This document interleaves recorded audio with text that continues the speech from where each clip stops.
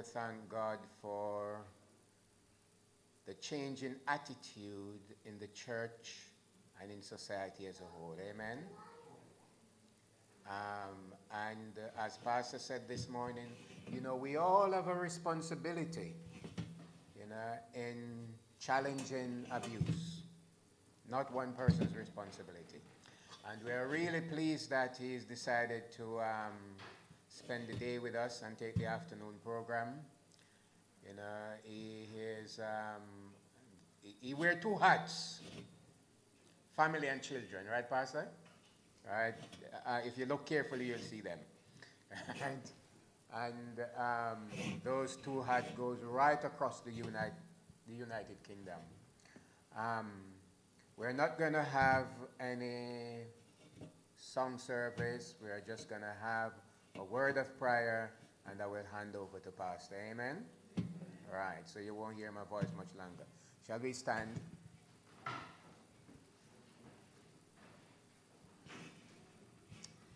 Gracious, loving Father in heaven,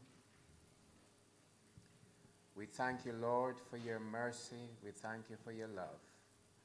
We thank you for your servant who you have inspired to speak to us. And Lord, at this moment, we're going to have a continuation of the message that we heard this morning. We pray for your blessing on Pastor Ackie as he involves us in this interaction. Amen. God bless you, Pastor Ackie.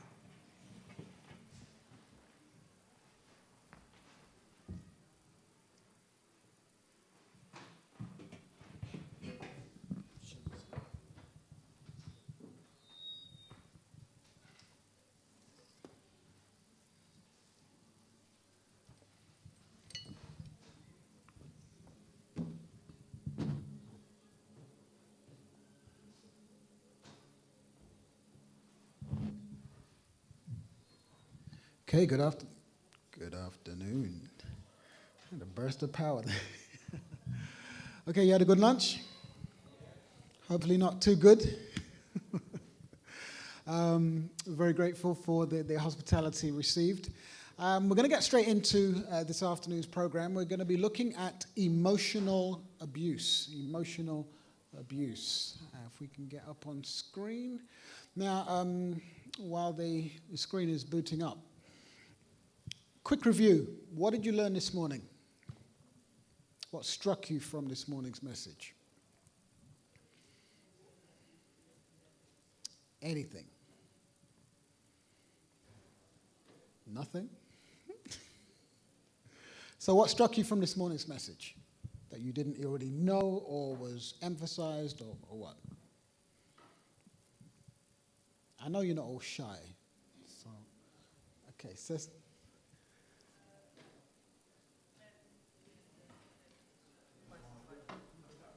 Yeah. We don't know why that is. The research didn't go into why men are 2 times more likely to be abused than men in the general population. But it's reality. I had a couple of conversations this morning emphasizing the fact that female abuse on men is a reality. And it's a reality that we need to recognize. But it's one of those issues that, because of the nature of it, because of the stigma and the shame that is attached to it, we don't hear about it as much as we should. But it is an issue that we really do need to address. Okay, anybody else? What struck you from this morning? Again? Oh. Anything else? If there's nothing that struck you, we can just go straight into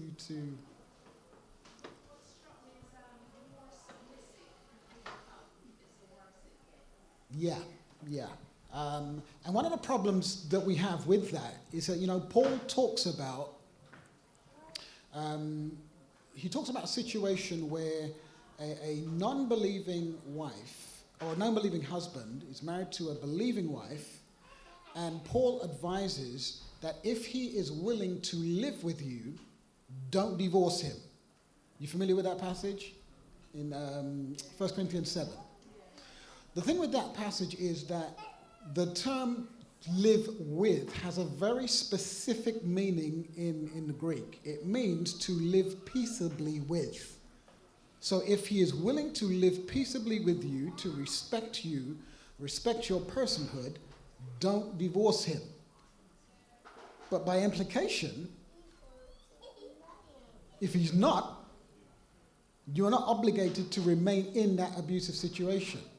But oftentimes that passage is quoted to tell people that you have to stay in an abusive situation. And that's not what the Bible is teaching us at all. But yeah, the more submissive you become in an abusive relationship, the more emboldened the perpetrator becomes. Anything else? Okay, well let's go straight in.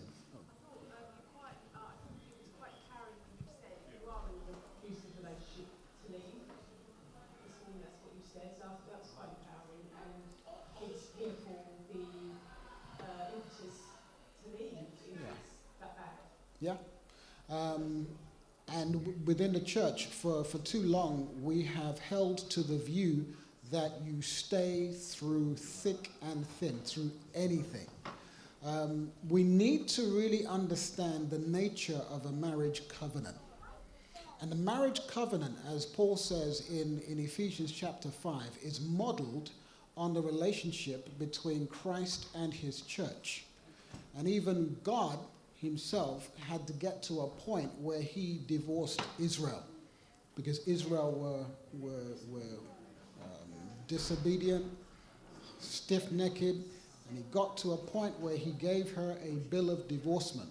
So if God's relationship with Israel is the model, then we have to be open to the idea that if a marriage covenant is violated to the point where it no longer serves the purpose for which it is created, then individuals are not obligated to remain in an abusive relationship.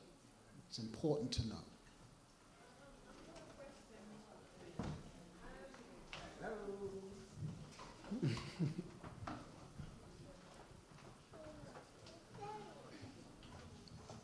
During the sermon, you mentioned something that sometimes counseling is not really for some abusive. Yeah. Yes. Because but ever since I've been in the church, we were told that if we have issues, that there is relationship, or we go to the church for help. Yeah. So then someone who is going through an abusive relationship, where should they turn to? Because you would go to the pastor for counseling. Yeah. We'll cover that as we go through the program. And if we don't, just remind me about it. But the issue is not whether you go for counseling. The issue is the type of counseling that you get. So if an individual is experiencing what I described this morning, intimate terrorism, never should you ever do couple counseling. The perpetrator needs individual intervention. And when they get to a point where they have demonstrated change, then you can bring the couple together to try and heal the marriage. But until that point, couple counseling contraindicated. Yes, I want to ask one, Pastor. In light of something I've maintained for quite some time, that if the marriage is abusive, if its relationship come to an end, then people should divorce. How do we reconcile that as a church with its own way through adultery? Okay, I'm going to make a brief statement on that because we could spend the rest of the program discussing that. Make a brief statement on that. At present, the only grounds for divorce within the Seventh-day Adventist Church: adultery and abandonment by an unbelieving spouse. You can, according to the church manual, separate in cases of domestic abuse, but you cannot divorce and you cannot remarry. That's the current church position. Last year, I did a presentation at Andrews University at the Adventist Conference for Family Research and Practice. Present there was the North American Division Family Ministry Directors, the General Conference Family Ministry Director, Willie Oliver, Dr. Jeff Brown. I think some of you know Jeff Brown, who was the former president of the Bahamas, current editor of Advent Review. There were a number of high-profile family ministry leaders there. The paper that I presented, the title was, Should Domestic Abuse, or Should Grounds for Divorce Include Domestic Abuse?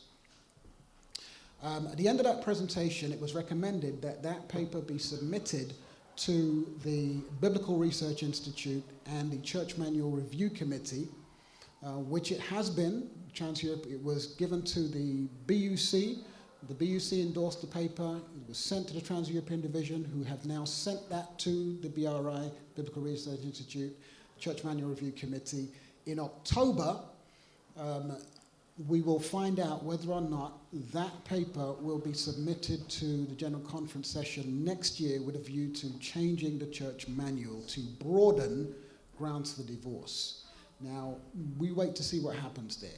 But I can't go into the details of what the argument is, but the basic position that I have taken in that proposal is that domestic abuse fundamentally, unrepentant domestic abuse fundamentally violates the marriage covenant, both on the basis of the two grounds that we already have. Number one, adultery, and in that instance, marital rape or sexual abuse within marriage violates the marriage covenant under the proper definition of the word porneia, which is contained in Matthew 19:9.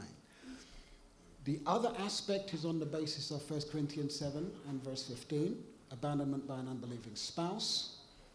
The Bible presents a spiritual reality. We're not just talking in terms of abstract terms. When the Bible talks about abandonment, it's not simply talking about geography, leaving a house. It's talking about what happens in the heart to violate a covenant, because you can leave a marriage while you're inside a house. So on the basis of a spiritual application of 1 Corinthians 7 and verse 15, that also provides grounds for divorce. But please to get some heads up on what's happening in General Conference. okay, all right, yes, yeah. So pray for that one, that the right decision is made on the part of the General Conference Church Manual Review Committee, because there is a lot of resistance to the idea. Not all of that resistance is on a theological basis, so yeah, pray on that one. Okay, let's get into this afternoon's program. When you hear emotional abuse, what comes to mind? You shout out some words. Emotional abuse. Silent treatment. Silent treatment, okay. What else? Again? Neglect, okay. Any others? Name calling, okay. Any others? Again? Physical. Yeah, emotional abuse is part and parcel of the physical abuse. They go hand in hand together. Any others?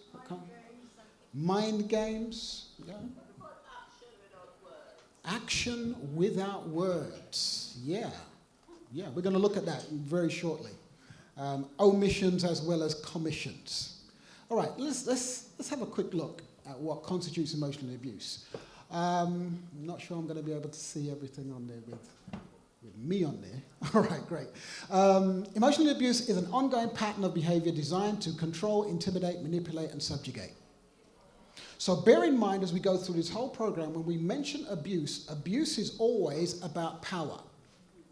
One individual has power over another individual, and they use that power in order to harm. It's not always going to involve physical. In fact, the vast majority of abuse does not involve physical violence. the threat of physical violence is sufficient oftentimes. So, abuse occurs when a victim's personhood, dignity, self-worth, autonomy, and sense of safety are regularly undermined, denied, criticized, or crushed. So, an easy way to try and remember the different types of abuse constitutes domination, demeaning, degrading, deceiving, and dismissing. And those are a broad summary of the ways that emotional abuse are perpetrated. Victims of emotional abuse often do not recognize how abusive their relationships are. Now, if you look at an abusive relationship, you would probably think it's obvious as a train wreck what abuse is, wouldn't you?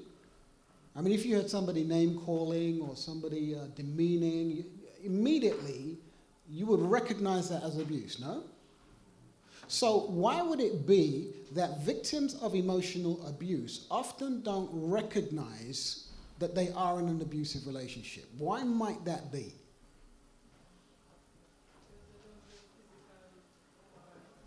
Because they're not being physically beaten.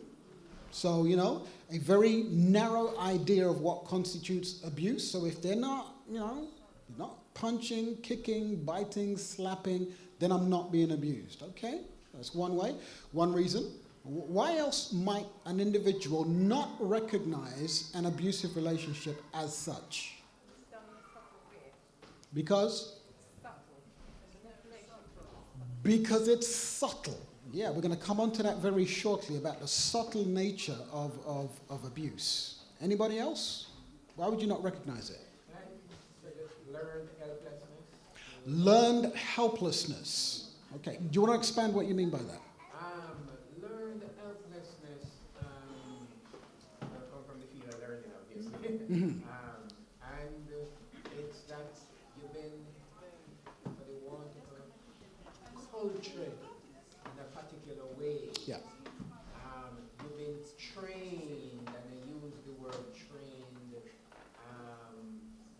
guided. Yeah. You've been trained in a particular way. Yeah. And because you've been trained and cultured in this way, when those subtleties that you're talking about,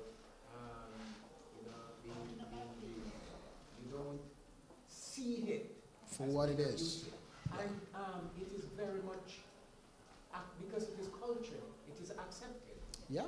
It is part and parcel of the ongoing society. Yeah. But don't fear can cause the helplessness also. Mm-hmm. Can cause the helplessness. Yeah. Fear can paralyze you in terms of action. But in terms of recognizing the abuse, because when you're fearful, it is because you are actually recognizing that you are in danger. But in terms of a failure to recognize a relationship as abusive, there are reasons for that, and you touched on part of it there. Alex, and then my brother. Also, a person might feel that they are being treated well, and although they are being, let's say, emotionally abused, they overlook the fact that they are being abused. Yeah. Because they're being treated, well, let's say, fairly well. So the good times, they close their eyes to the bad times because they focused on the good. Okay. Lack of awareness and education. So if those folks who work with counterfeit notes, how do they recognize a banknote as counterfeit? What do they need to know in order to recognize the counterfeit? To recognize the genuine. Now, if you have grown up in a home where you have not experienced healthy relationship, then unhealthy relationship becomes your normal. So I was speaking with, I think it was Davis was speaking about at lunchtime. There are folks who believe that if they are not beaten by their spouse doesn't love them. Because that's what they learned when they were growing up. That if you love somebody, you beat them. That's the kind of mental gymnastics that people sometimes go through, with failure to recognize abuse as such. So when we're dealing with folks in abusive relationships, it is important, and part of what we're doing now is raising awareness so that people can recognize abuse for what it is. I grew up in a home where my father was physically abusive. Now, as an adult, I could look back and see that what he did to myself and my two brothers and my two sisters was abusive. However, it took a good while for my oldest brother to actually recognize that what took place was abuse. It didn't compute, because where he grew up, that was the norm. So it's vitally important for us to recognize what constitutes abuse. So, are you in an abusive relationship? Here are some of the things that we need to look for. Is the relationship humiliating and degrading? Are there characteristics of discounting? We're going to go through what these mean. Discounting, distorting, negating, accusing, blaming, isolating, withholding affection and emotional support. There's actually on the right-hand side there's a form that you can actually go through to help people recognize whether or not their relationship is actually abusive. At the bottom there you see spiritual abuse. And I've got a whole presentation on spiritual abuse. Next time you invite me back, I can speak on spiritual abuse. So, victims of emotional abuse don't come to church with cuts and bruises. They come with bruised and broken hearts.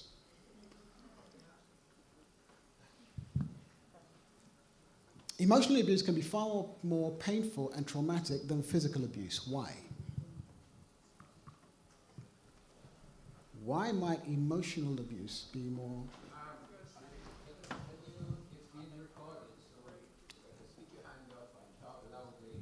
Ooh.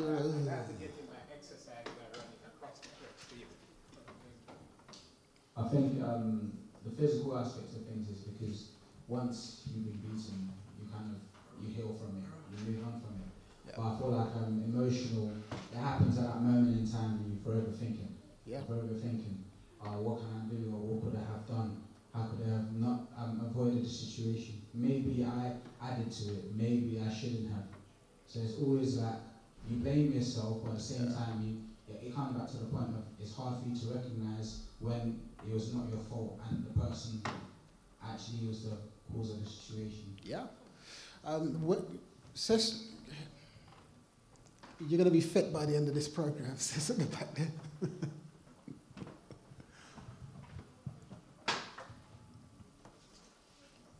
I think as well, because emotional abuse isn't seen, whereas physical is seen. So Yeah. people can make, a lot of the professionals who work with people, teachers, people will see you every day, can quickly make a referral and raise concern for you if you are bruised up. Yeah. But then when you are suffering emotionally, no one can see anything. Yeah. You are just trying to function as usual and yet you are dying inside. Yeah.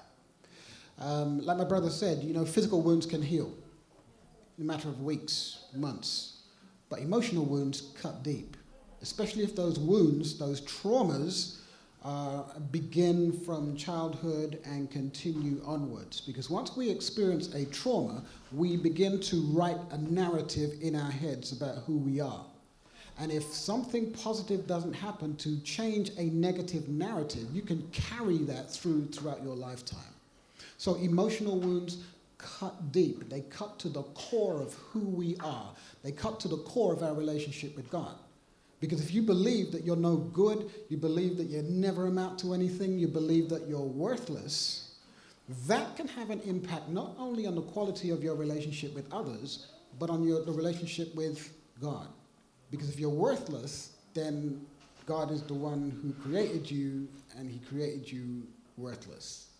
So emotional wounds can devastate. Okay. Here's David's words. He says, I am broken by their taunts, flat on my face, reduced to nothing. Words are powerful. behaviors, the way people relate to us can have a massive impact on who we believe that we are. Grooming. When you see that word grooming, what comes to mind? Drugs? Why? Okay.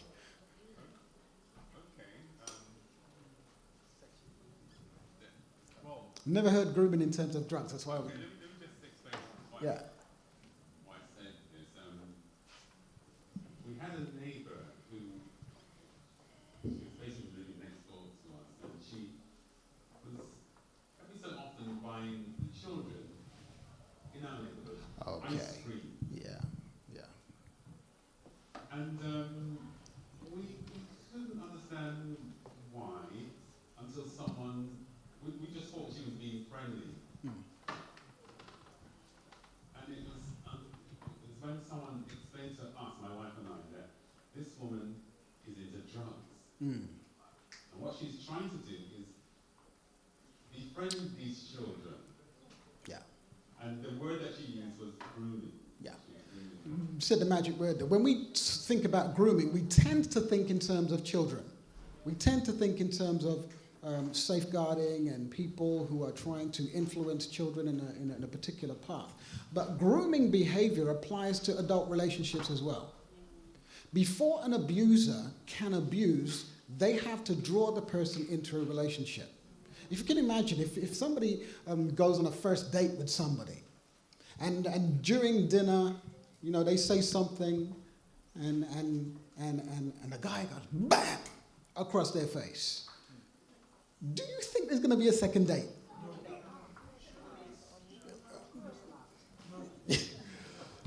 However, if after months of whining and dining, it's grape juice that is, months of loving words and care and good times, once that individual is emotionally hooked, then after a period of time, these behaviors start to creep in.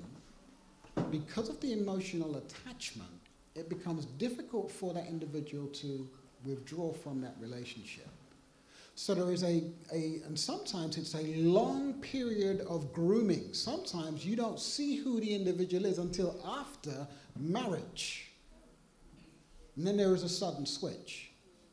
So in abusive relationships, there is always a period of grooming in order to win the person to you, develop the emotional hook before the true character, the true nature of the relationship comes out. So grooming is patterned behavior that's designed to increase opportunities for abuse. Pastor, Yes. can I ask a question? I just want to go back to Go ahead. abusing. I've known girls out there who is with men, and if that man don't eat them, they don't feel like they're loved. Yeah. What would you say about that? Well, we just mentioned that beforehand. If you have grown up in a culture where that's what you've been taught, then you will carry that into your adult relationships. So it's a very skewed understanding of what constitutes love. And one of the things that the enemy tries to do is to distort what constitutes love. So, yeah, it's the kind of programming that Brother Errol was talking about. So David says this: his speech was smooth as butter, yet war was in his heart. His words were softer than oil, yet they were drawn swords. So this is why we have to educate young people. We have to get across the board. We have to educate our church to help people recognize red flags before they get sucked into potentially abusive relationships. Brother Errol. Just something occurred to me on the point of grooming. Yeah. It seemed to enable safety on both parties. Yeah. Or some element of safety on both parties. The abuser wants to feel safe in the relationship that I can abuse, and also the abused, the person being abused, need to get that sense of safety in the relationship also. Yeah, they have to let their guard down. So yeah. Oh, yeah, so here's what we're going to be breaking down, these aspects of different types of abuse: controlling abuse, reactive abuse, deceit, dependence, and indifference. And we're going to say a little about each one of those. So since abusers need to have power over their spouse, they cannot accept them as equals. You can apply this across other relationships as well. You can work relationships, in leadership. If you have a boss who feels that he has to lord it over you, indicates an immaturity in his understanding of what constitutes proper leadership. Within the context of parenting relationship, if you have to lord it over your children and try to coerce their behavior, there's something wrong in the dynamic of how you are relating to your children. That's not a biblical way to operate. So, since a spouse needs to have power over their abusers need to have power over their spouse, they cannot see them as equals. In order to abuse somebody, you have to diminish their personhood, you have to diminish their humanity, you have to see them as less than you are. That's the principle behind all kinds of abuse. In order for slave owners to abuse slaves, they had to reduce them to the level of animals. In order for the Germans to do what they did to the Jews, they had to categorize them as vermin to be exterminated. So, in any abusive relationships, there was always a diminishment of the value or the humanity of the individual that they are abusing. You know that those who are considered rulers over the Gentiles lord it over them, yet it shall not be so among you. And yet we see this within the church. Spiritual abuse is where an individual uses a position of spiritual authority in order to exert undue control over other people, in order to harm them. So a healthy relationship cannot exist without freedom to exercise individuality and autonomy. In any healthy relationships, you have to be free to walk away. If you can't walk away, then you're not free. You're a slave in the relationship.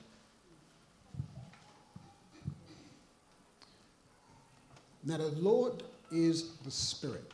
And where the Spirit of the Lord is, there is freedom. Any actions or behaviors within a relationship that seeks to restrict your freedom about who you speak to, where you go, whether you can use your telephone, whether you can have access to money, all of that. I mean, that's red flags waving.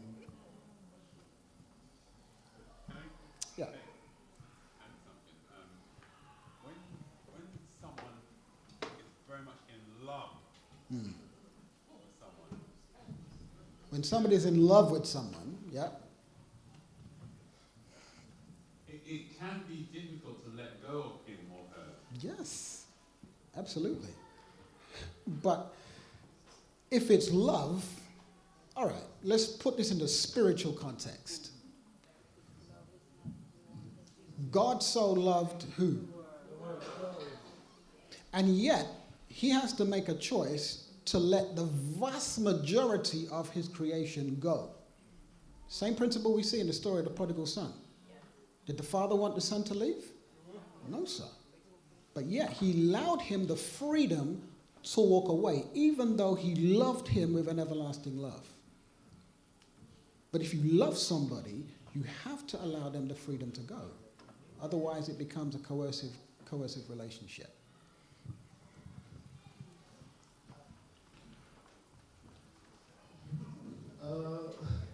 I have a sort of concern here.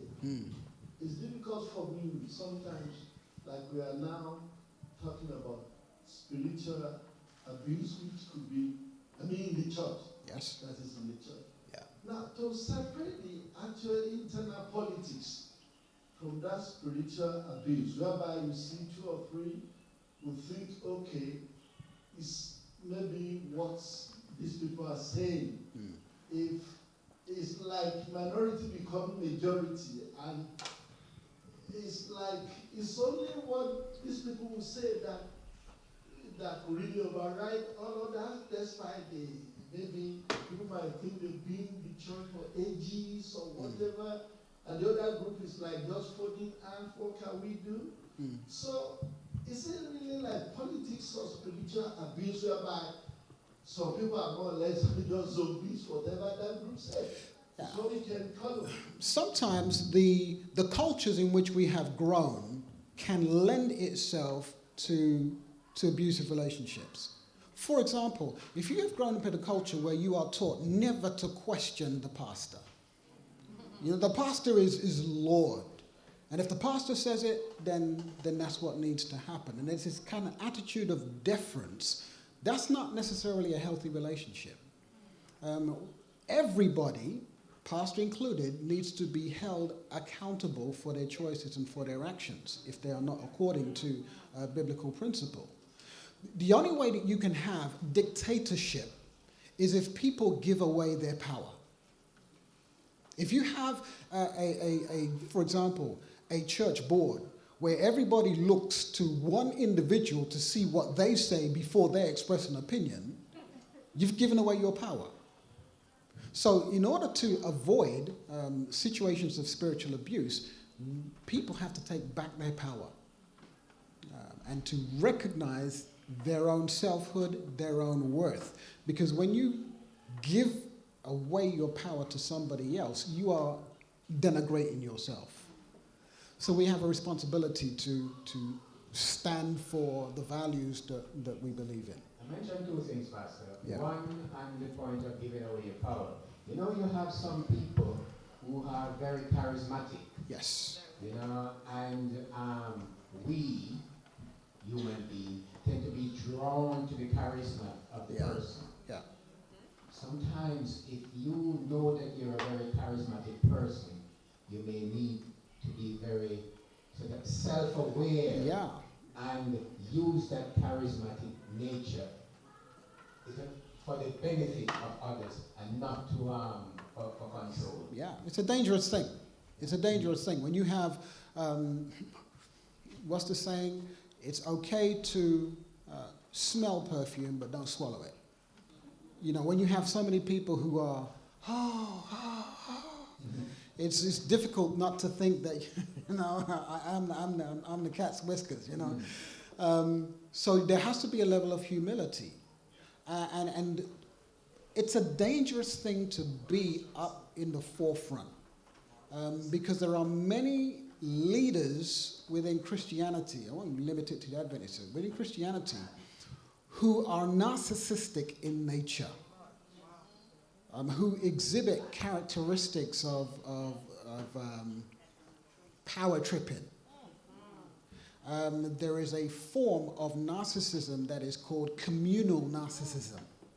That's where individuals, on the outside, it appears that they are very, very giving and community-orientated, but they're doing everything in order for their own glory.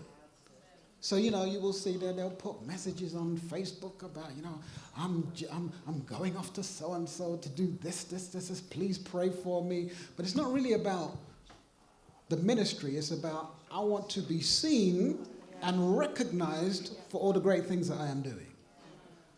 And that's potentially abusive. So, yeah, I hear The second point I want to raise is on the point of control. Yeah. Whereby one person is, if I may say, controlling the other. How will you deal with a situation whereby one person oversteps the bounds of the marriage? Yeah. And another person, the other party, has got to come in and take control. For instance, if I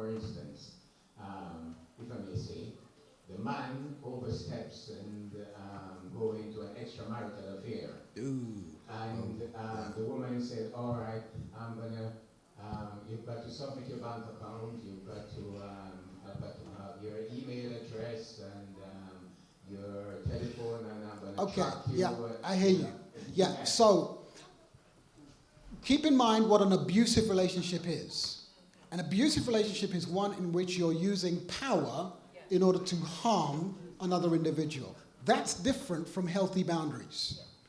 So if I know that you have a problem in the area of spending, and that your problem with spending is adversely affecting the health of our relationship, I'm in my rights to put boundaries in place to protect the health of the relationship. So to say, okay, well, until you demonstrate that you can use money wisely, then these are the restrictions that are going to put in place. But those boundaries are movable boundaries. So once that individual learns how to utilize money effectively, you can shift those boundaries, and that's all within the context of the health of the relationship. So that's a very different thing. But we're going to talk about healthy boundaries in the relationship. But thank you for the question. Very good question. All right. So reactive abuse. Reactive abuse happens, or reactive abuse often occurs when individuals lack the skills of emotional regulation. So this morning I spoke about intimate terrorism. And I said that intimate terrorism is not about anger management. But there are different types of abuse. One type of abuse is called situational violence. So situational violence, which is one of the most common forms of violent abuse, occurs when individuals have a lack of emotional control, their emotional regulation. And so they react, they switch very quickly. Now, in those situations, those individuals need to learn, maybe through counseling or through whatever, they need to learn how to regulate their emotions effectively so that when they are confronted with stressful situations, they make good choices. So that's reactive abuse. It causes a kind of a flight and fight reaction where we either lash out or we withdraw. Proverbs says, a hot-tempered person stirs up conflict, but the one who is patient calms a quarrel. So we need to learn good emotional regulation. And one of the other times that you invite me back, we'll talk about emotional intelligence. All right, so verbal abuse, the intentional use of words to attack, bully, blame, insult, demean, mock, undermine, deceive, embarrass, or hurt. Words have power. You know, we're talking about the impact of emotional abuse. Solomon says this, that death and life are in the power of the tongue, and those who love it will eat its fruit. Death and life are in the power of the tongue. You can destroy people with your words. I remember listening to a pastor colleague of mine talk about a conversation he had with his mother when he was a tearaway youth. And she said to him, I wish you were never born. And here is he, many years later, giving this testimony, and tears are flowing down his face as he recalls these words. Words have a power to destroy or to build up. We need to use our words very carefully. It reminds me about, I was listening to LBC, and there was this lady who was talking about an incident of abuse that happened when she was 6 years old. This woman was giving her testimony or sharing her experience on the radio, and she broke down while she was sharing this experience. This woman was in her 90s, 86, sharing an experience that happened to her when she was 6 years old, and yet the emotional impact was still as raw as it had previously been. That's the power of emotional impact and emotional trauma. The tongue also is a fire, a world of evil among the parts of the body. It corrupts the whole body. It sets the whole course of one's life on fire and is itself set on fire by hell. The tongue is a dangerous thing. It is an indicator of what's in here. Research shows that harsh words can have the same physiological impact on a victim as physical violence. So when I mentioned before that, the threat of violence can be enough. Just our words can cause such an impact on a person's physiology, and as a result, their physical health. There's a body of research that shows that people who experience physical abuse over a period of time can suffer psychological detriment, which leads to physical illness. Stress within the system will break down the system. So forms of verbal abuse: withholding, a refusal to share information, thoughts, and feelings. So I can't remember who it was that raised the question. There are omissions that can be abusive. So, for example, if you're married and you are the one who controls the finances, you don't let your spouse know anything about what's happening. She may ask questions or he may ask questions, and that's abusive. I've counseled with couples where the wife knows absolutely nothing about what's happening with their finances.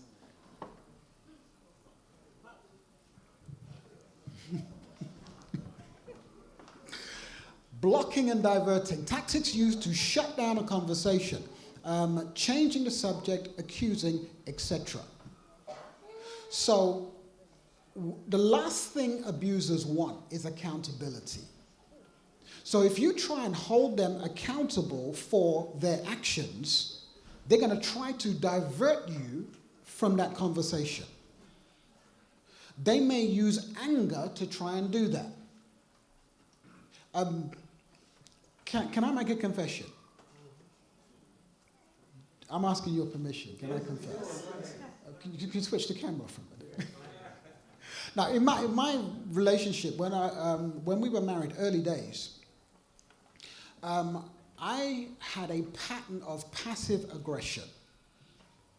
I knew how to shut a conversation down.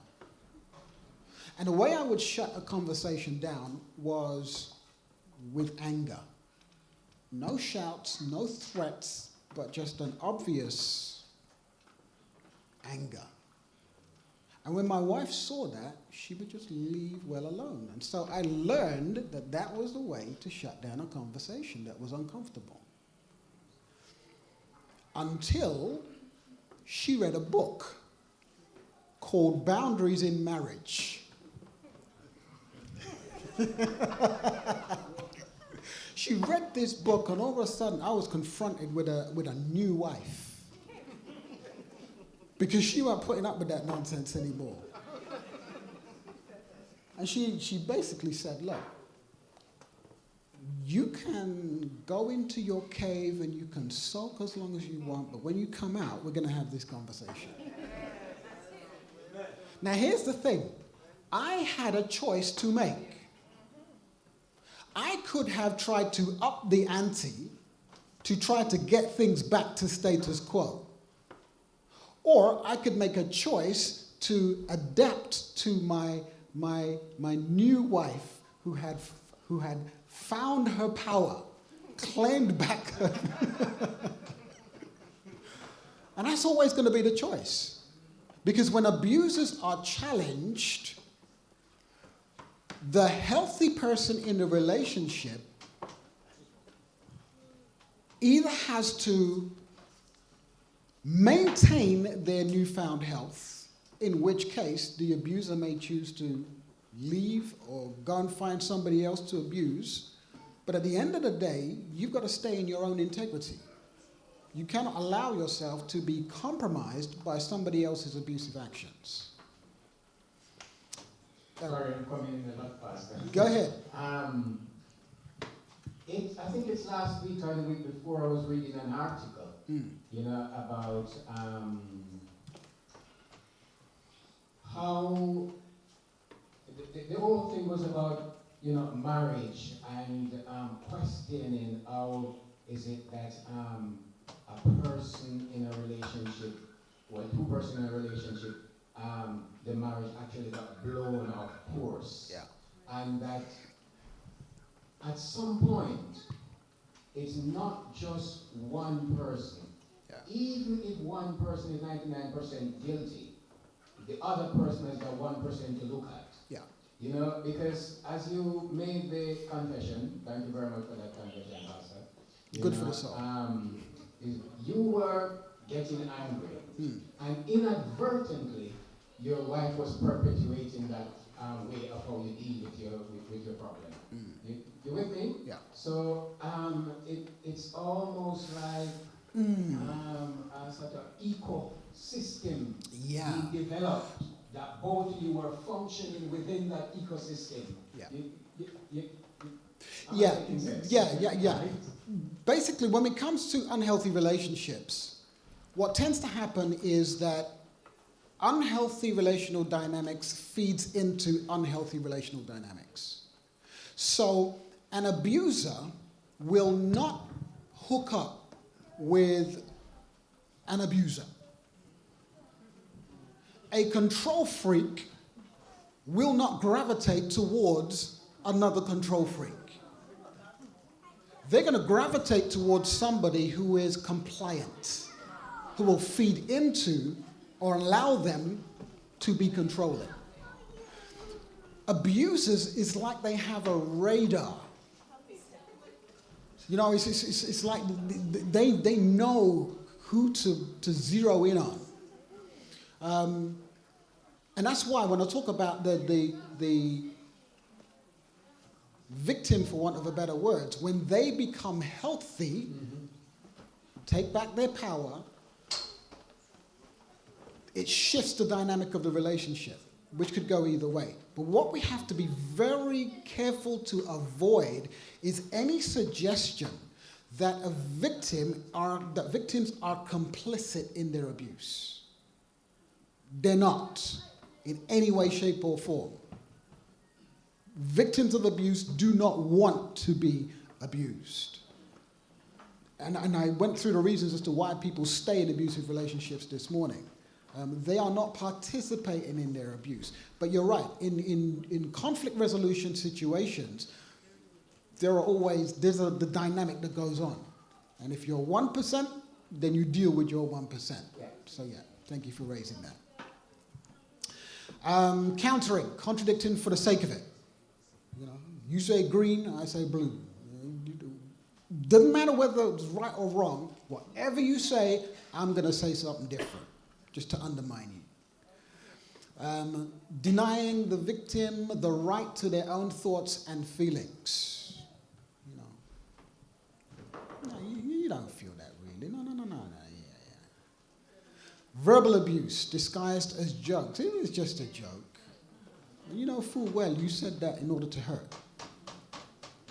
Accusing and blaming. Blames the victim for things outside of their control. Judging and criticizing. Accusations that include the negative evaluation of the victim. Trivializing. Makes whatever the victim says or wants insignificant. Word, opinions, dress sense. Undermining. Belittling what the victim says or does. Threatening. Threats can be explicit or implicit.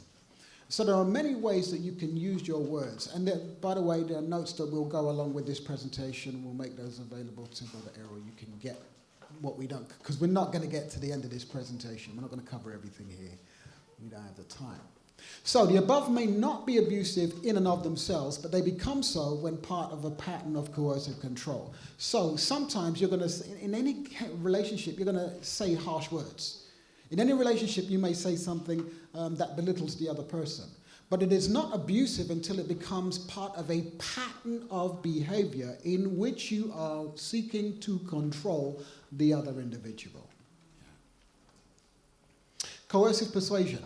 The coercive control tactic of the abuser are akin to the brainwashing techniques of psychological warfare. They've done research to show that the dynamics that happen with an abusive relationship between a husband and a wife are similar to the psychological tactics that the CIA and the KGB use in order to brainwash people.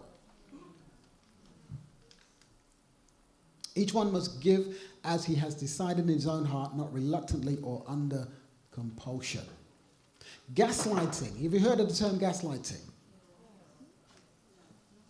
Gaslighting, psychological manipulation that seeks to cause a person to doubt their own memory, perception, or sanity. Comes out of a movie back in the 1940s, Gaslighting. This was about a man who married a woman because he knew that she owned a house in which some jewels were buried. And he wanted to get hold of these jewels. So he married her and then set about trying to drive her crazy. And the way he tried to do that, one of the ways, was to turn the gaslight down. And the light would go down and she would say, well, did you see the lights? And he said, what are you talking about? And he would take pictures off the wall and hide them and convince her that she's the one that took them off the wall. He'd put things in her bag and then remove them and convince her that she... It's all about trying to distort a person's reality. So you say something, and then when they challenge you on it, I didn't say that. Gaslighting. What do you think? You know, the bottom line is, what you see out there is in here. You're too sensitive. You're jumping to conclusions. You can't take a joke. You take everything wrong. Blah, blah, blah. And all of these ways are ways to try and distort a person's sense of reality. So they can't trust their own senses. So, blaming and accusing. To abusers, the blame for any wrongdoing always rests with a source outside themselves, often the victim. For the accuser of our brothers and sisters who accuses them before God day and night. That is the nature of the enemy, is continual accusations. When the target of verbal abuse try to defend themselves, abusers are often adept at pretending that they are the one hard done by. They are the one who plays the victim card. I was watching, you know Trevor Noah? Yeah. Trevor Noah. Some of you, yeah, he's a comedian, but also a political analyst. And he did a brilliant piece on Donald Trump. How Donald Trump uses victimization as a weapon. You know, he turns the tables so that he makes himself the victim. Fake news, fake news, fake news. They're persecuting me. He accuses other people of the very things that he is guilty of. So Donald Trump, you know, the Washington Post are running this thing about the number of lies that Donald Trump has told since he's come into office. It is phenomenal. And yet he is quick to accuse other people of lying and falsehood. So that's what abusers do. They turn themselves into the victim. So they do all their nonsense, and then when they're held accountable, you're. Accusers often accuse victims of the things of which they themselves are guilty. That's what they did with Jesus. They accused him of tearing down the law of Moses. They accused him of being crazy. They accused him of being a drunkard. They accused him of all sorts. Many of the things of which they themselves were guilty. All right, manipulation. Love bombing. Have you heard of love bombing? What is love bombing? Emotional abusers are often masters of manipulation who use intermittent reinforcement to keep their partner hooked. Alex, you spoke about the fact that when you love somebody, here's what abusers will do in order to maintain their abusive relationships. So they will perpetrate their abuse. And then when the victim of the abuse begins to set boundaries or to object to what's happening to them, they will then turn into Mr. Nice Guy. They will love bomb. They'll bring the flowers. And they will apologize. And they will cook a meal.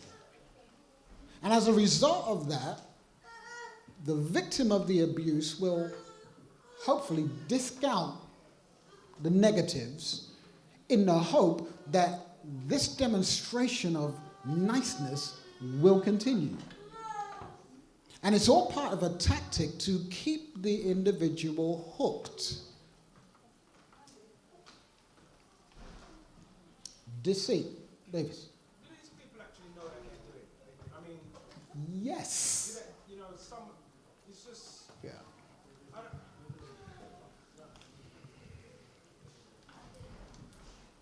I was just wondering if some of these people actually, I mean, some people can be that manipulative. Yeah. But I just wondered if some people actually know that they're doing that, and you know, as I was saying to you earlier, I remember this lady that I knew from work, and she was in this abusive relationship and stuff like that. And it was shocking that the things that she'd say, she actually, the things that she would go through, but she would never leave the relationship. Yeah. You know, and I heard Sister say over there that some women feel that unless they're treated in a certain fashion, that they don't feel loved, which I've heard before myself. Yeah. And you know, I remember the very first time I met this person, I was just my normal self being polite, but it was actually when I was rude to her that she started speaking to me. And that was the first time, that was the first sort of like time she actually, it was a strange thing, and, you know. We kind of touched on that earlier in terms of a warped understanding. Have that mentality to, because some of them actually, though they don't want to be abused, also they actually enabling the abuser. Yeah. You know, it's just. Yeah. Again, you know, we just made this point about being careful not to give people the idea that they enable abuse. You never enable abuse. It's important to take responsibility to remove yourself from an abusive situation, but people don't want to be abused. So it's not an enabling situation, but I understand what you're saying. And that's because they have a warped concept of what constitutes a healthy relationship. And that's what needs to be addressed. They need to be re-educated. And the way you re-educate people into what's a healthy relationship is to help them to experience consistent, healthy relationship. It's the only way they learn. Okay, so abusers often portray themselves as the opposite of the way their partners experience them. Now, this is a big problem within the church, especially when you have high-profile individuals within the church. They are the pillar of the community. But yet they preach great sermons, and they give Bible studies, and they do great work. But they go home and they beat their wives, and they beat their children. And when the wife comes and says, this is what he's doing, oh no. Elder so-and-so, no. I can't believe that. Because their experience of him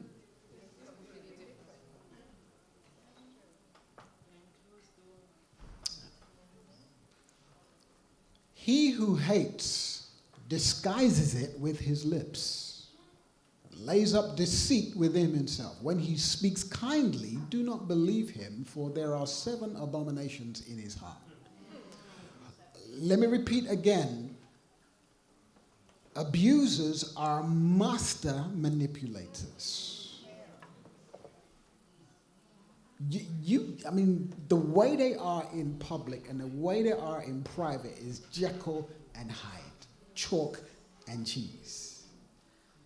And it becomes difficult for the victim of abuse to get any credibility because of the public persona. And the church can then become complicit because they protect the abuser. I mean, let's come back to Trump. He's an easy target, but Donald Trump, he said it himself during his election campaign. He can shoot somebody. He can shoot somebody in Fifth Avenue, and his followers would still follow him. He was that confident in his support base. Deceit.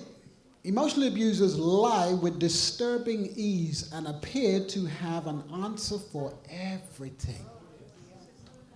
I mean, they are so credible. They can look you straight in the eye, lie in your face, and you will believe them because they're so convincing. Pathological liars. You know, everybody lies from time to time. But if you're in a relationship where people lie because they can, that's pathological. That's not only a red flag, that's a run like the wind. His mouth is full of lies and threats. Trouble and evil are under his tongue. Unhealthy dependence. Abusers systematically undermine every avenue of support the victim has to increase dependence on them. So, systematically, what abusers do is to isolate their victims. So, you know, they isolate from their families. You know, when you're with your family, you're not the same person. You know. Don't you want to spend, you know, you want to go and visit with your family? Don't you want to spend time with me?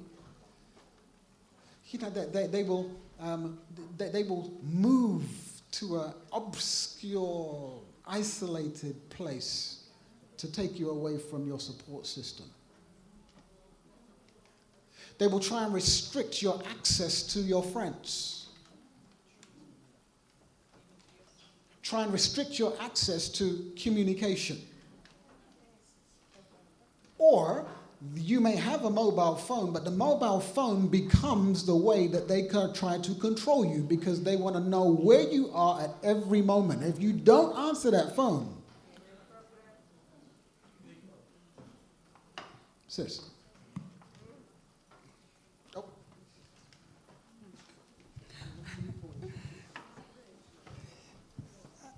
What I want to say is that I still find it difficult to believe that the victims don't contribute to it because, as we are describing it, it's like their brain is no more there. Yeah. So I'm finding it difficult that they don't contribute. Depends what you mean by contribute. Because as I said before, abusers tend to target people who they see as compliant. But it is not an intentional action on their part to remain in the abusive situation. That's what I mean when I'm saying it is not an enabling situation. So the key to helping those individuals is to help them to develop a proper sense of self where they can set healthy boundaries within their relationship. But it's not their fault. But like the convention you just made, there's an adage in my country that says what you won't tolerate when you become rich is when you start rejecting it when you are poor. So first time, second time, you have to let the person know. Yeah. That's why I'm saying I still find Yeah. it difficult. And there is a phrase that there is a saying that says you get what you tolerate. But it's why you tolerate it. Because if you don't know better, you can't do better. If that is your reality, if that is your normal, you need to experience what is proper normal in order to move away from the abnormal. The way I look at it is narcissism. You can't get rid of narcissism by that. Yeah. A victim doesn't want to be a victim. That's right. They are either coerced, cajoled, or manipulated into becoming a victim. That's right.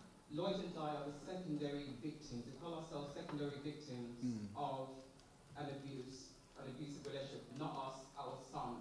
Yeah. Right? So for all the things that he was brought up with, he still ended up in an abusive relationship for 10 years. Now when you sit down and speak to him, when he did speak to us, he will say to you, but I loved her. I do love her. I want to be with her. So everything that he was taught with regards to being strong was with regards to being, well, you know what, I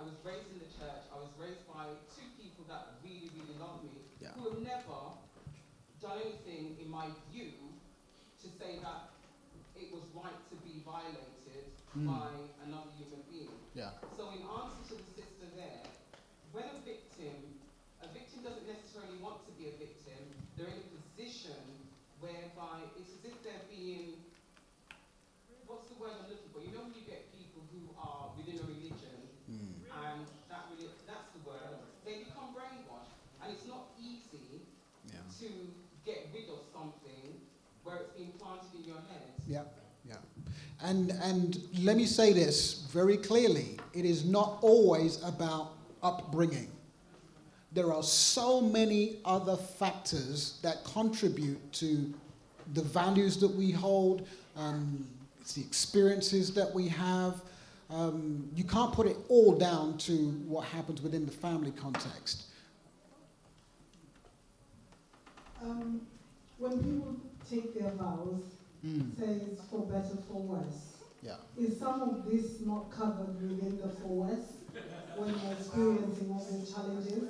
Can you quote me a biblical passage? Can you quote me chapter and verse for those words? Because they ain't in the Bible. I know, but when I say, when people stand and take their vows, they do say for better, for worse. Yes. We just had a retreat recently, and the presenter was saying, for worse covers a lot of things. Okay, everything that happens within marriage. And I'm not in support of any abuse of any kind. But I'm glad you added that, because I was just about to ask you the question. But yes, which part of for worse is covered within all this? I mean, what are we talking about when we say for worse? You tell me. Where do we draw the line? Would you say that it is acceptable for a wife to remain in a relationship where she is being beaten black and blue? Absolutely not. Okay. So that doesn't fall under whatever definition you want to give to for worse. The for worse, I would say, is not about necessarily an abusive relationship. The for worse can be circumstances that are outside of what's happening with the couple themselves. But there is no, it's how long is a piece of string? Because what is endurable for one person might not be endurable for another person. So there is no hard and fast with that. They've got to make a judgment call as to whether or not the covenant relationship which they are in is being violated, and whether or not there is any prospect that is ever going to change. And if you can't see that the relationship is ever going to change, do your best to make it work. But as I said before, it's got to come a point when enough is enough.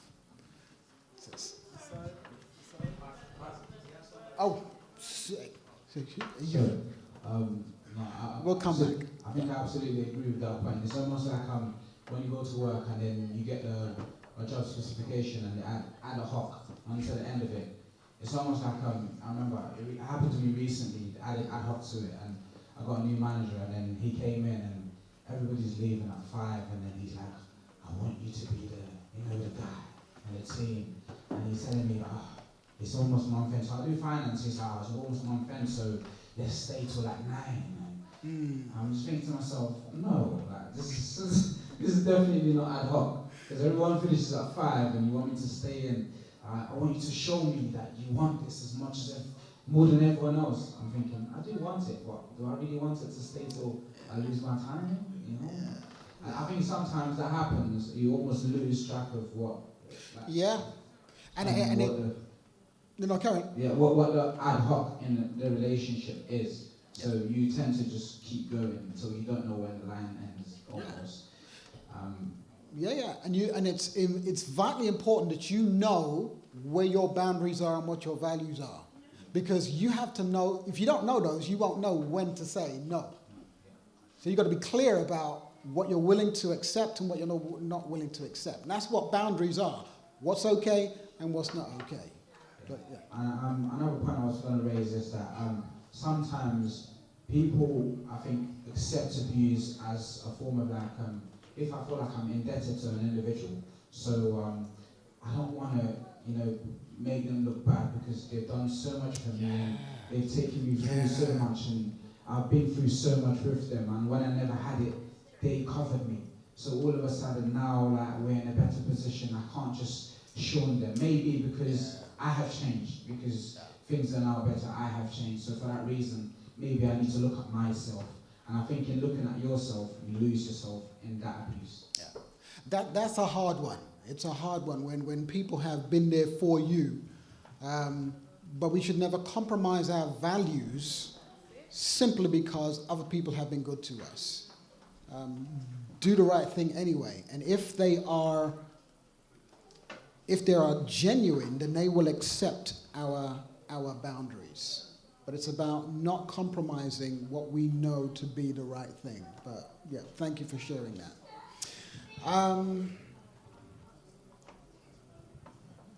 This is what abusers try to engender, in their victims.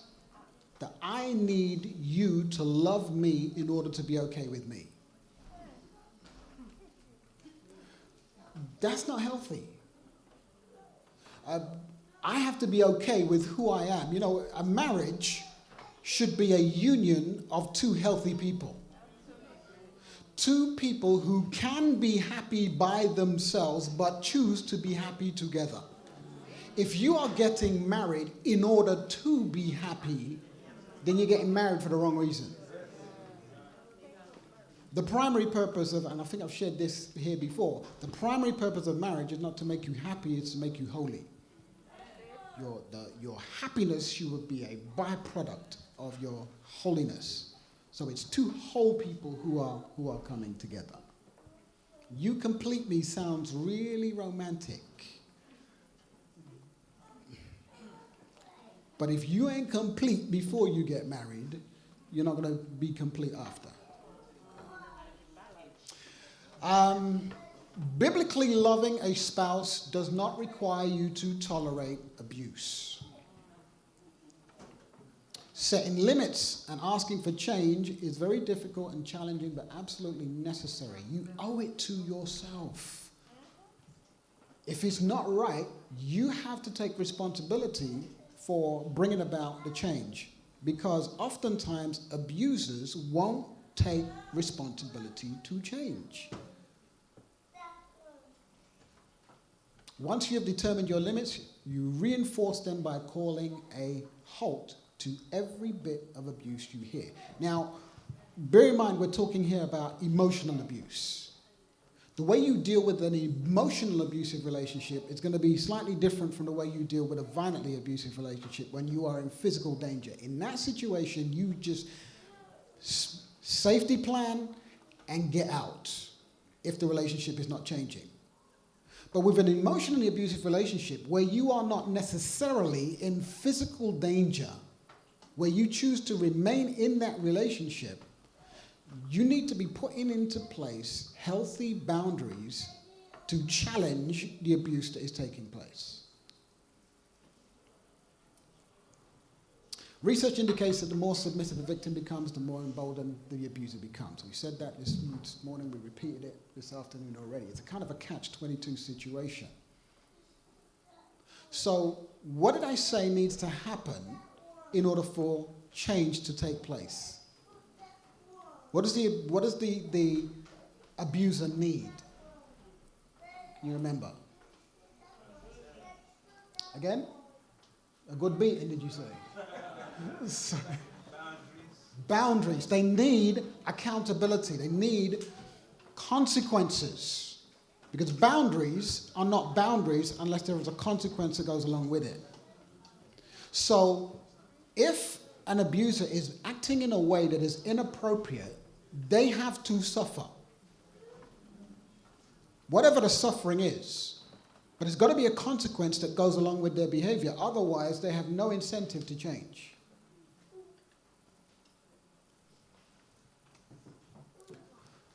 I like this. You are not required to set yourself on fire to keep other people warm. You're not required to compromise who you are for the sake of other people. Sacrificing yourself by allowing someone to sin against you to keep peace in your marriage is never a wise choice. And you can apply that to any relationship.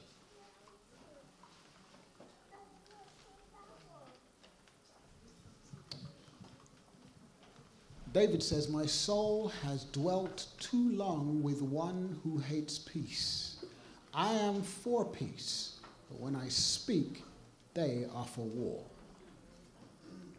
So part of boundaries, and the way that boundaries work, is on an ascending scale. So if somebody acts inappropriately, you set a boundary in place. If they respond well to the boundary, great. But if they don't, then you need to escalate. There needs to be another boundary set, and another boundary, and another boundary. And at the end of the day, the ultimate boundary may be separation. You need to put distance between you and that individual. Sometimes it's emotional distance. Sometimes it may require physical distance between you and that person in order to maintain your safety, in order to maintain your spiritual, emotional, psychological, intellectual health. Spouses of abusers need to appreciate that even Jesus couldn't make everybody happy. You are not responsible for anybody's happiness.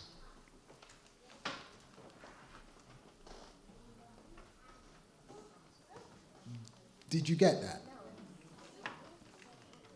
You are not responsible for anybody's happiness. Okay. Well, we usually use this one. We ask this question in our marriage retreats. Am I responsible for my wife's happiness?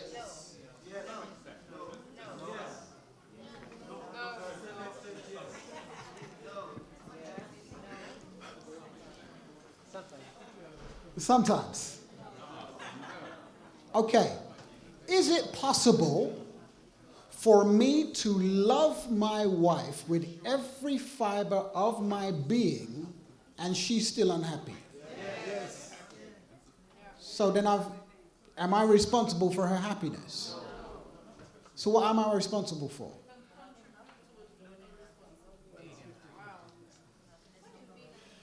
I am responsible to love my wife. Hopefully, her happiness will be a byproduct of my love for her. But I cannot determine her happiness. There is many things that I can do that will disturb her well-being. But at the end of the day, I'm responsible for what I'm responsible for. And that is to behave toward her in a way that exhibits agape love. Her emotional state is not within my control. And that applies to all of our relationships. So oftentimes, a victim in an abusive relationship feels that they have to be responsible for making that other person happy. No. That's what keeps you in an abusive relationship, not yours. Your responsibility is to be true to your values. To love the other person, yes, but make them happy, it's not within our remit. You know, the idea, if I just say the right words, be the right person, get the food on the table at the right time, you're fighting a losing battle. You know why? Because abusers and victims operate in two different realities. The abuser, the victim, operates in a reality that says that if I can just be the right person, do the right thing, say the right thing, wear the right thing, then the relationship is going to improve. The abuser operates in a reality that sees the relationship as a competition in which they must win every time. So you can be as good as you can be. You will never satisfy the other person. You will always be wrong, even when you're right. And unless that perpetrator's reality changes, that dynamic in that relationship can never be a healthy one.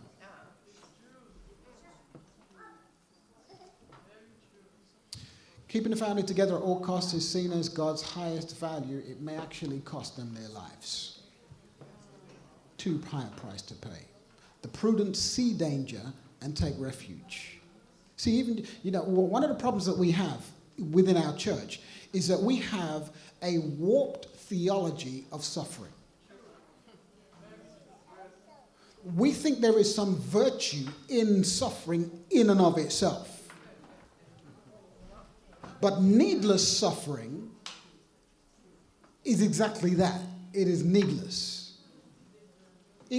Jesus didn't submit himself to suffering every time. There were some times where he passed through the crowds, where he avoided suffering, where he avoided conflict.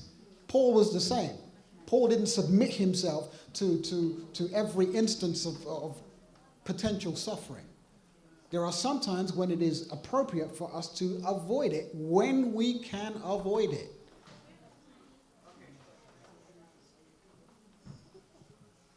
If you are at your limit, reach out for help.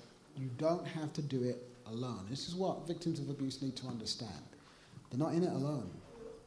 But they need to feel confident that there is a safe place where they can take their problems, take their suffering. Otherwise, they ain't saying squat to nobody. Forgive my English. When you give somebody the power to define you, you also give them the power to destroy you. We cannot allow anybody to negatively define who we are when God says, you are the apple of my eye. We get our sense of identity from him. Holding people accountable for their choices is an act of love which can be the catalyst for repentance. Because we think, sometimes if we call the police and the police come and arrest him, that's going to destroy his life. That may be the very thing he needs in order to come to his senses. If Nathan did not hold David accountable for his actions, David might have continued on his course. But as soon as Nathan said to him, "You the man," the Bible said immediately he repented. And Nathan said to him, "You shall live and not die." We have a responsibility to hold abusers, perpetrators accountable, because it's only when they suffer will they take responsibility to seek change. But if he refuses even to hear the church, let him be to you like a heathen and a tax collector. How should we act towards heathens and tax collectors? They are people who need accountability, but they are also people who need salvation.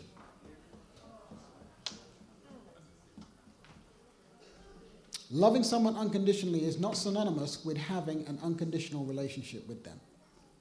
There is a difference between forgiveness and reconciliation. Yes.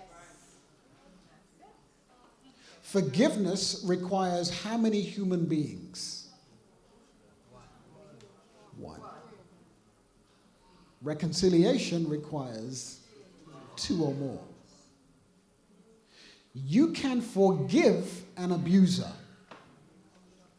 but whether you reconcile with them is dependent on whether or not they seek and experience legitimate, true, genuine change. Yes. And until they do so,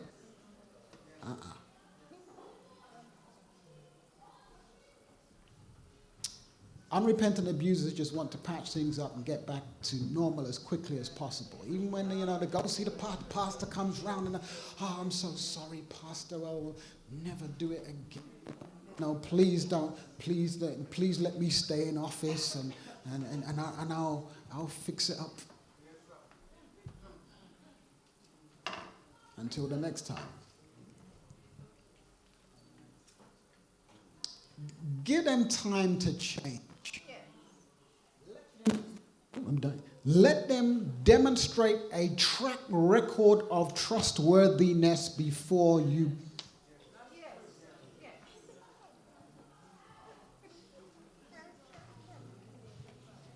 God does not have intimate fellowship with a person who will not see his sin and ask.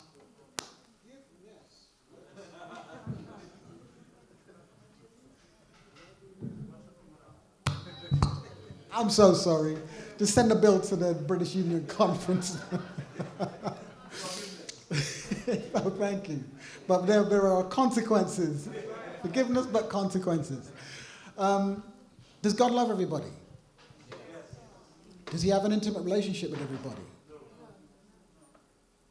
He only has intimate relationships with those who choose to have an intimate relationship with him.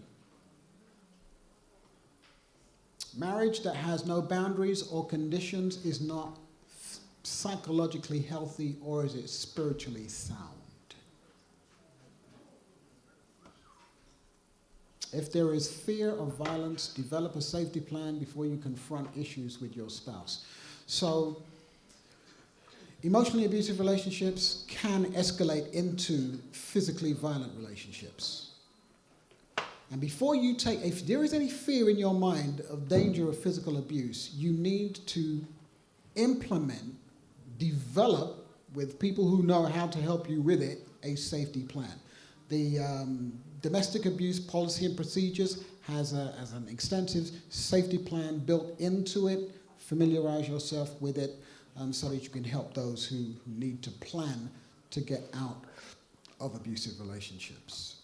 Steps you can take: get professional counseling support. If you are in an abusive relationship, you don't have to go together. You need support for yourself. Those who have been in abusive relationships for any extent of time have suffered trauma, and you need help to get over the trauma. Ask your spouse to go to counseling with you. Remember, we're talking here about an emotionally abusive relationship where couple counseling can be of assistance. Start setting limits. Stay in the present, trying to dwell neither on the past nor on your concerns for the future. Be aware that you can leave an abusive situation. And number 6, ask for changes that you want in the relationship. Be specific. What will be different when? You see, you can say, I want my spouse to be more loving. Well, what does that mean? Put some meat on the bones. I want you to wash up 5 times a week. I want you, whatever it is, be very specific about what you want in a relationship. Not, I want you to stop calling me names. Well, what will he be doing instead? That's what you need to focus on. What will be positively different in a relationship when the relationship is the way that you want it to be? So be specific about what's going to be present in a relationship when it changes. I'll leave you with this. Ezekiel 34, I will send down showers in season. There will be showers of blessing. They will know that I am the Lord when I break the bars of their yoke and rescue them from the hands of those who enslave them. They will live in safety, and no one will make them afraid. That's this.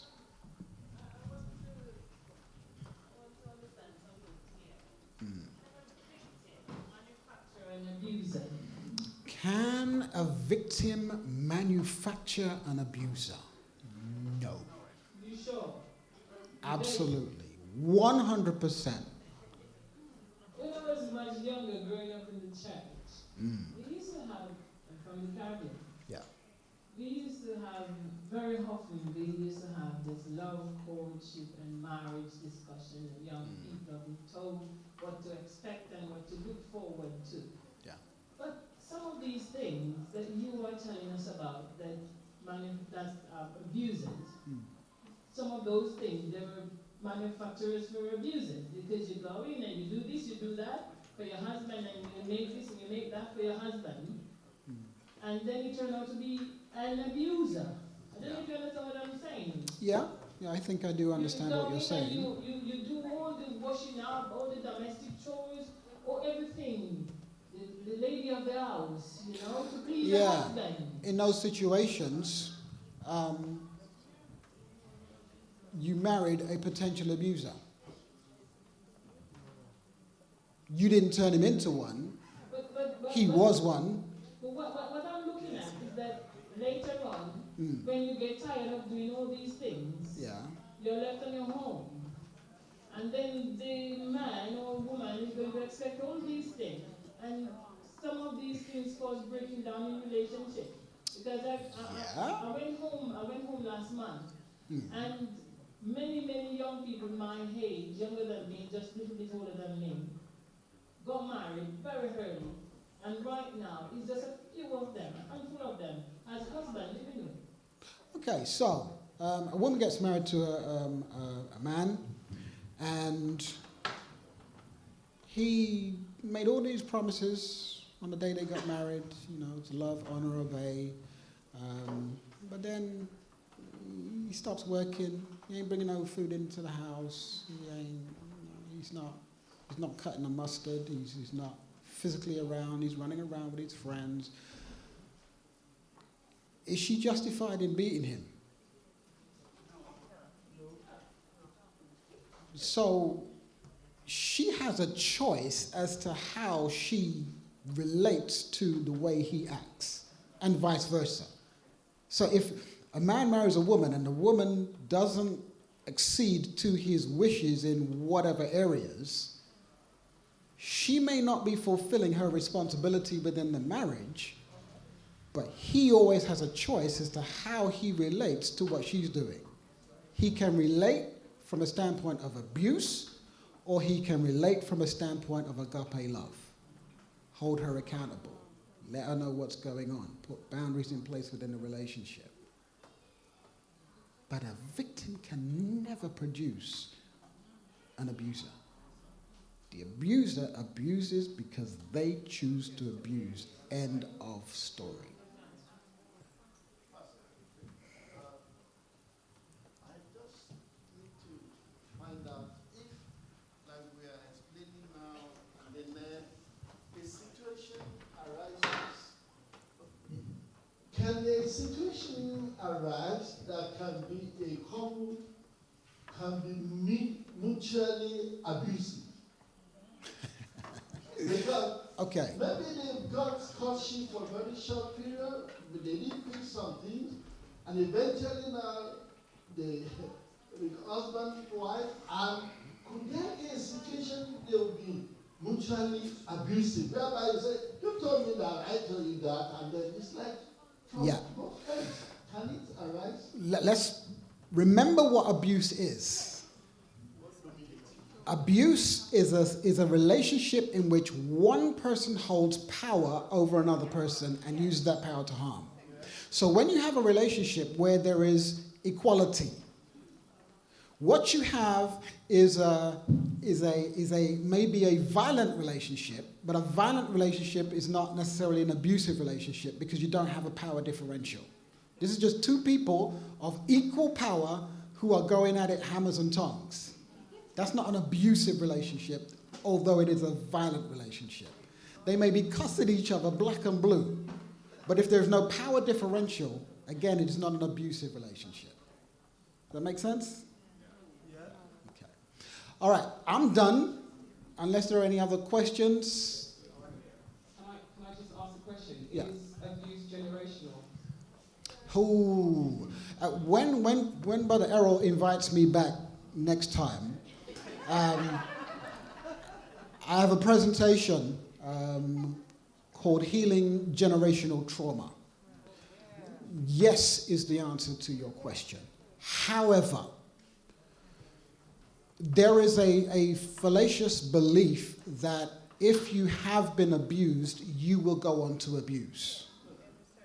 The majority of people who have been abused do not go on to abuse, though it is a factor. But yes is the answer to your question. Oh, one more, yeah.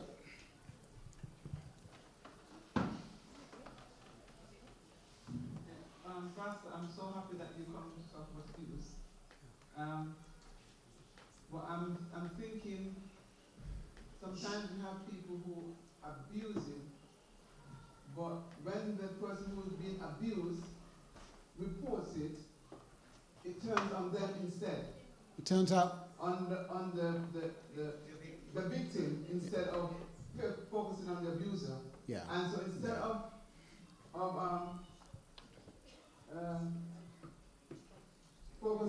focusing on the abuser, yeah. the victim is now looked as the abuser instead. Yeah. Because the abuser is so convincing. Yeah. Because they're so convincing that you can hardly tell whether they're telling the truth or not. Yeah. And so it appears, because they're more influential in presenting their case, that they now get the upper hand because they don't believe that I'm the abuser, they believe the other person is. And so the other person is treated like the abuser and is treated like an outcast. Common problem. Common problem. For the very reason you've stated. Abusers are master manipulators. They are well practiced in portraying themselves in a particular way. Victims oftentimes have gone through sometimes up to years of trauma. They are not as well practiced in putting their case. And so because of the trauma they have gone through, sometimes they can come across as unstable, but that's a result of their trauma. It's not that they're not telling the truth. So absolutely. Here's the thing. We, in the church, we are not investigators. You know, oftentimes when you have two people who are telling two different things, we're not the police. You know, there are folks who are well trained in dealing with all of that stuff, and we need to be prepared to work with outside organizations who are specialized in these areas. So it's not out for us to decipher who's telling the truth or who's not telling the truth. But when people report abuse to us, oftentimes, very rarely do people falsify accusations of abuse. When they come, we need to take it seriously, we need to believe them and follow proper steps in order to make sure that they are safe. But you're absolutely correct. Perpetrators can be very convincing. So, yeah, no, I know exactly, yeah.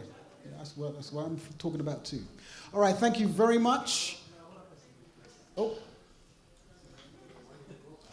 Yeah, I have another appointment, so please, I can't hang about afterwards, so please forgive me for running once we finished here.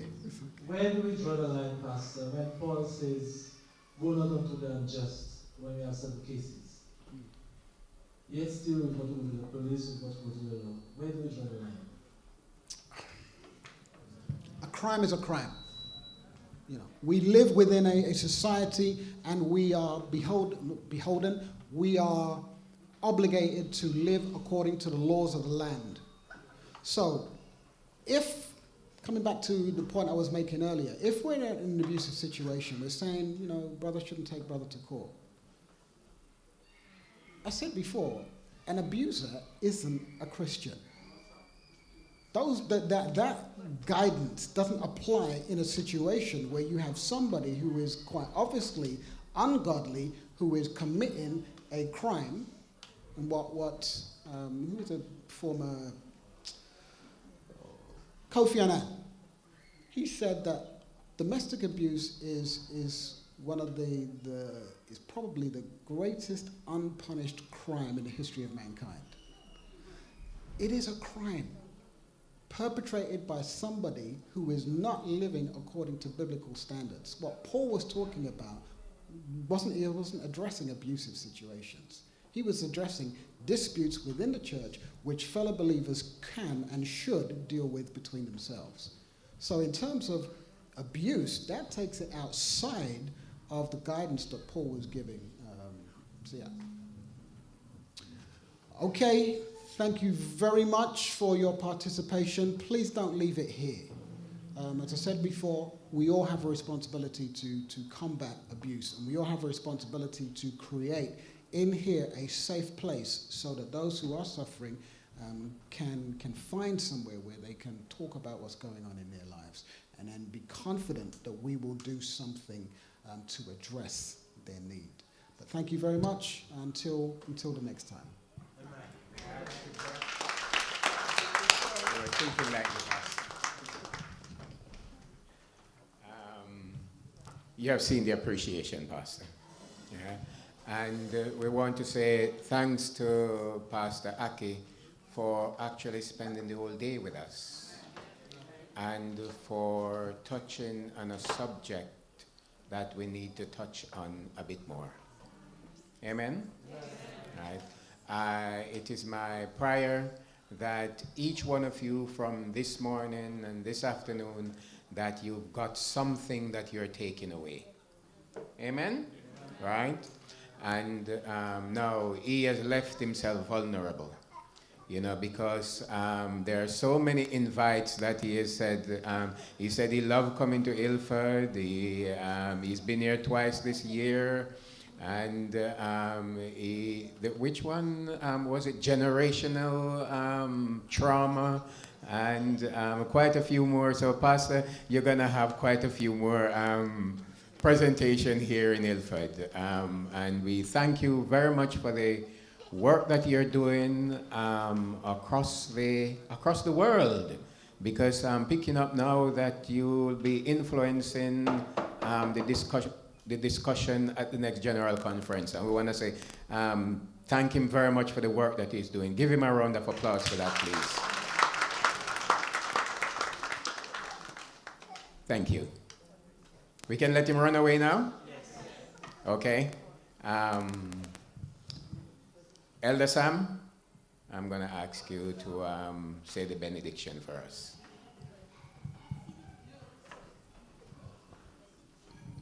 Thank you.